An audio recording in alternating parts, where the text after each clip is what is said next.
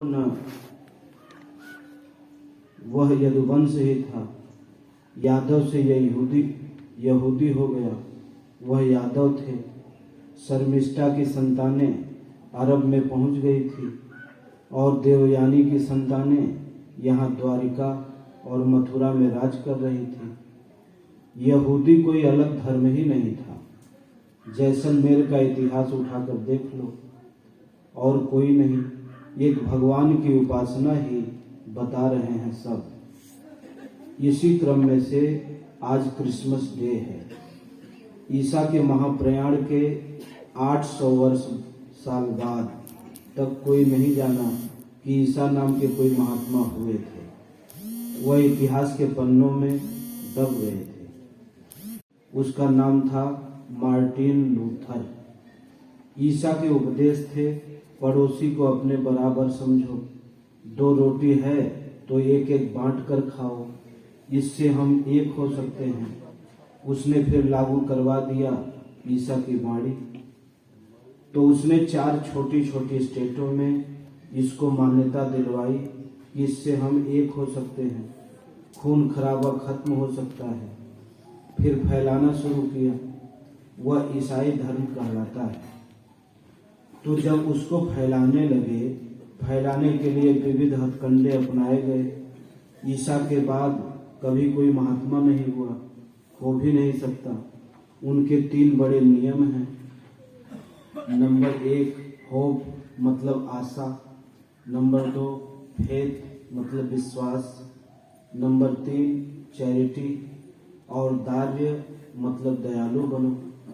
आशा रखो कि भगवान है, विश्वास रखो, उदार बनो। बस 3 ही ईसाई धर्म के मेन पॉइंट हैं। मार्टिन लूथर ने प्रोटेस्टेंट धर्म की शुरुआत की, रोम में अपने विरोधियों के साथ मिलकर। इरेस्मस ने लूथर के विश्वास की भूमिका तैयार की थी। ईसा ने खुद कहा था, एक ईश्वर ही सत्य है और कोई पूजनीय योग्य नहीं है, और अपने पर विश्वास जितना रखते हो उतना ही पड़ोसी पर रखो। अपने को जैसा समझते हैं पड़ोसी को समझो, दयालु बनो। यह 2 उपदेश ईसा के थे। ईसा का जन्म। ईसा भारतीय थे। उनकी नानी मद्रास के मालाबार पर्वत की निवासी थी। उस जमाने में काफिला आया जाया करते थे। यरूशलेम कोई दूर नहीं था। काफिलों के लिए यातायात लगा ही रहता था। रोजगार के लिए काफिला में उधर गई थी। वही उसकी एक बिटिया के एक बेटी जन्मी, नाम रखा मरियम। जब ऊब जाते हैं लोग बिटियाओं से तो सोचे इसको यमराज ले जाए, मर जाए। मरि धन यम मरियम, इसको यमराज उठा ले जाए, मर जाए, तो नाम पड़ गया मरियम। ऐसा प्रायः होता है।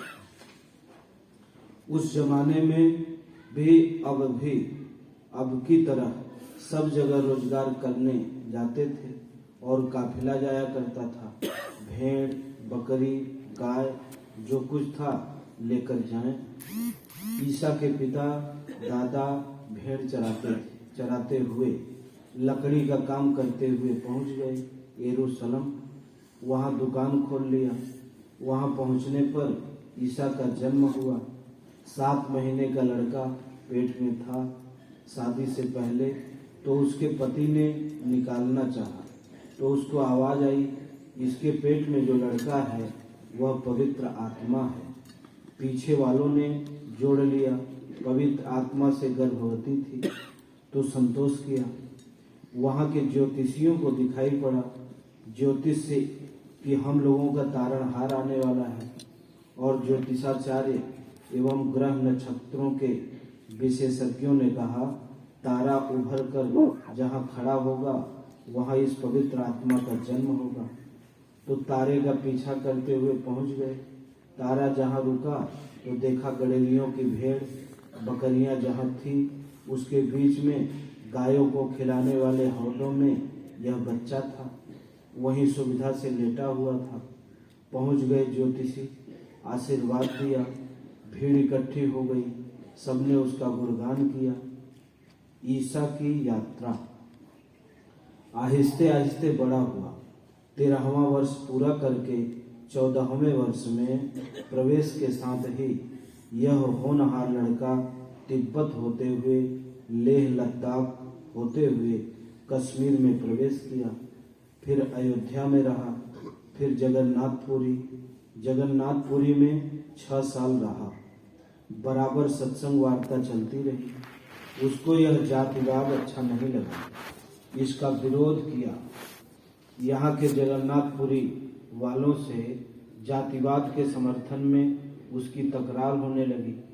फिर यहाँ से बौद्ध भिक्षुओं के साथ काफी समय तक कश्मीर में मौन घूमते रहे। ईसा ने 40 उपवास तक किया है भगवान की भक्ति में।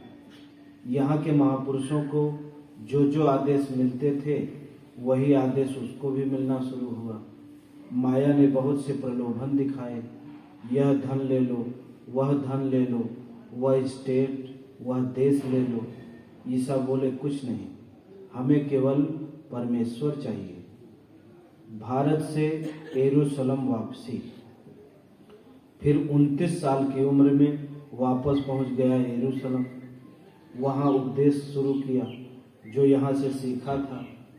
धर्म उपदेश जब शुरू किया तो वहाँ के जो यहूदी मठाधीश थे, मंदिरों के मठों के मालिक, उनको नागवार गुजरा।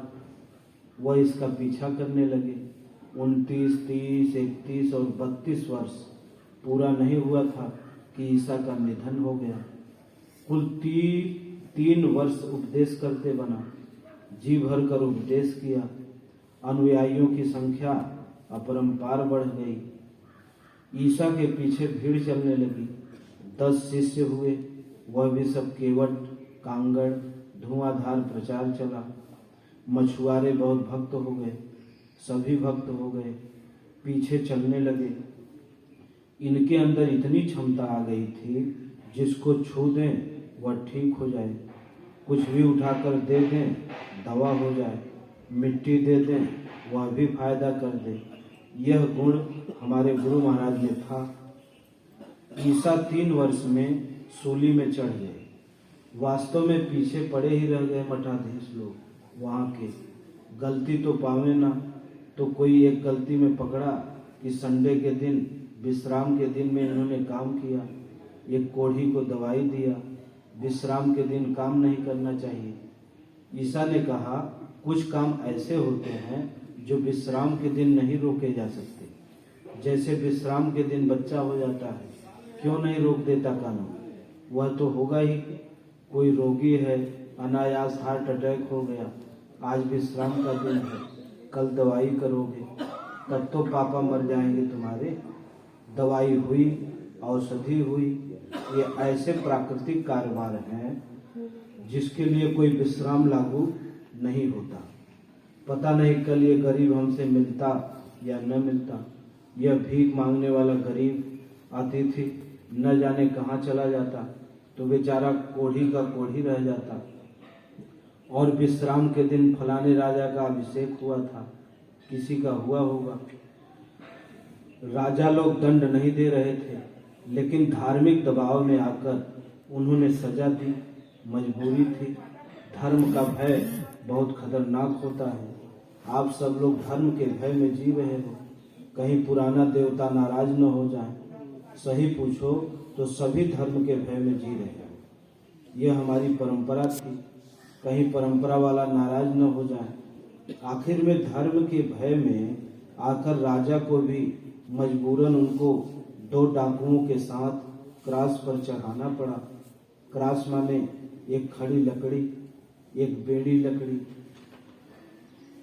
घसीट कर ले जाओ फांसी के फंदे तक, तो पहाड़ी पर ले गए। दौड़ दौड़ तक जनता उनका कपड़ा छू रही थी। रोगी लोग छू दें तो ठीक हो जाए।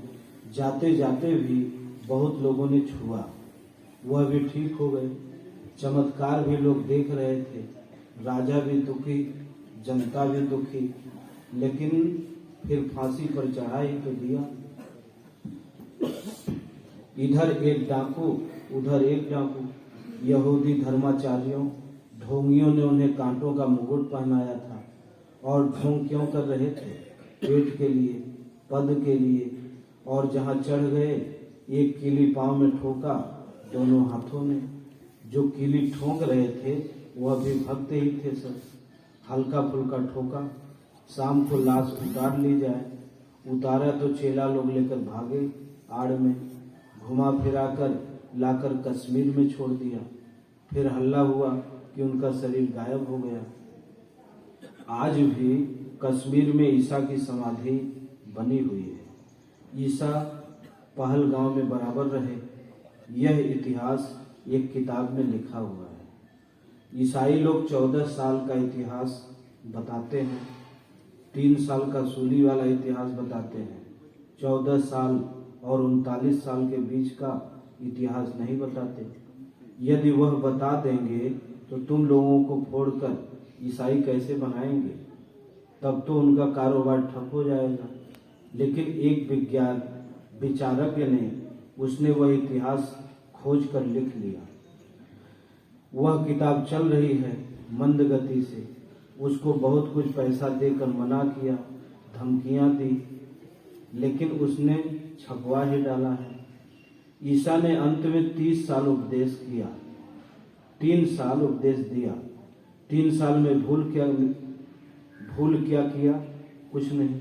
एक भयंकर कोढ़ी जिसको मवाद बह रही थी, संडे के दिन वह आया तो उसको छू लिया और वह ठीक हो गया। वह खुशी के मारे नाचने लगा।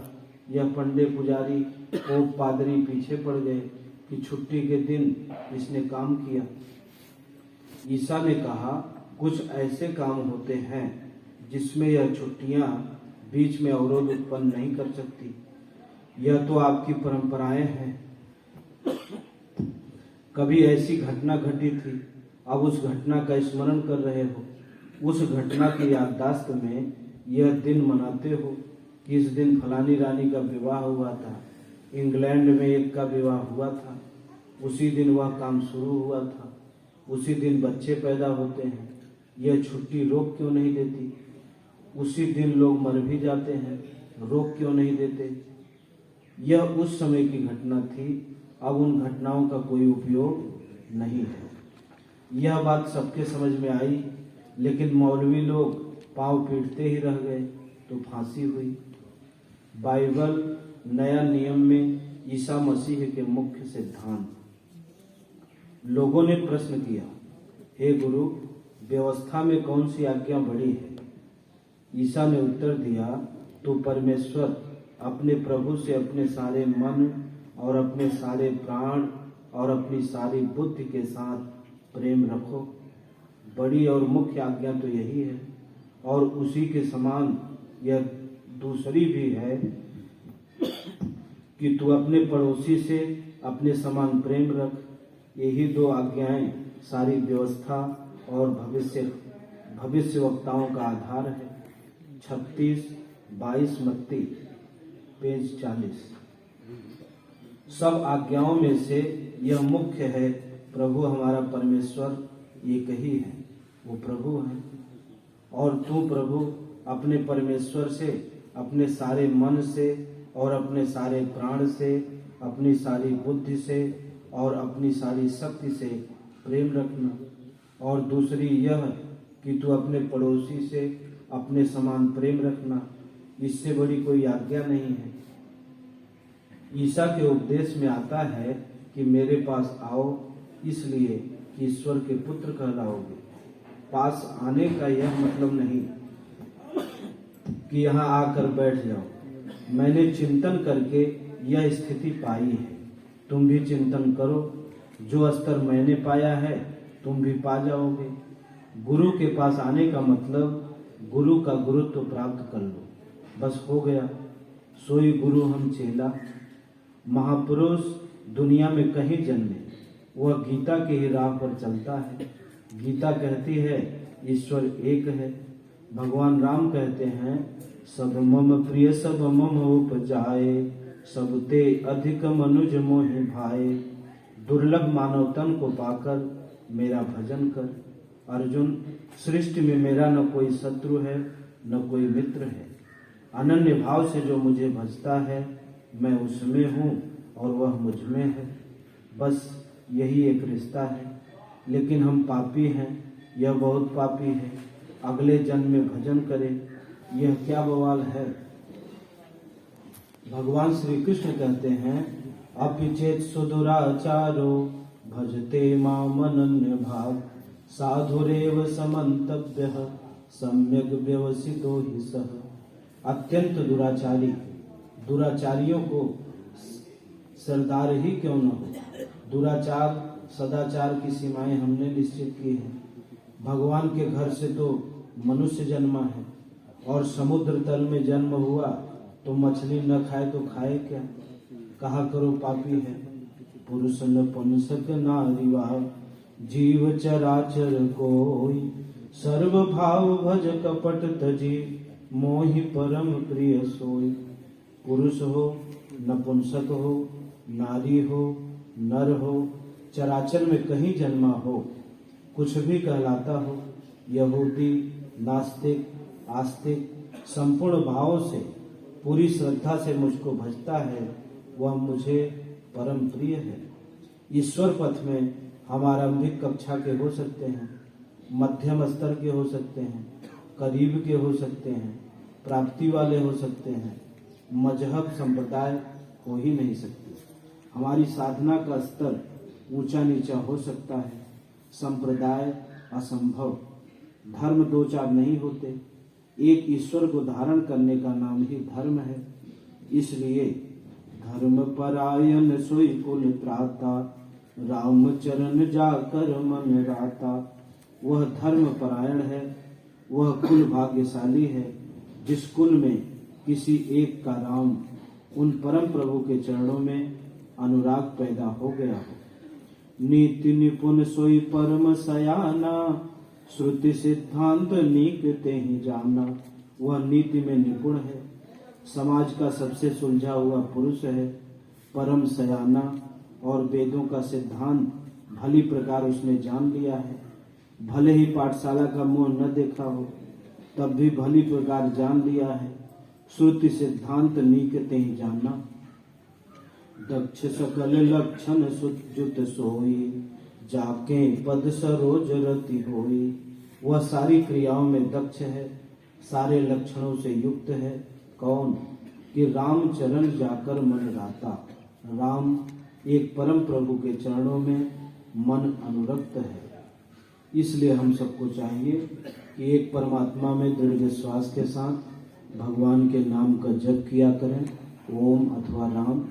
ज्यों ज्यों नाम जपते जाएंगे त्यों त्यों पुण्य की पूंजी बढ़ती जाएगी, और जहाँ पुण्य की पूंजी की वृद्धि हुई तो भगवान स्वयं भगवत पथ पर चला देंगे। इसलिए ज्यों ज्यों नाम जपते जाएंगे तभी धीरे धीरे कल्याण हो सकता है। बोलिए श्री सद्गुरुदेव भगवान की।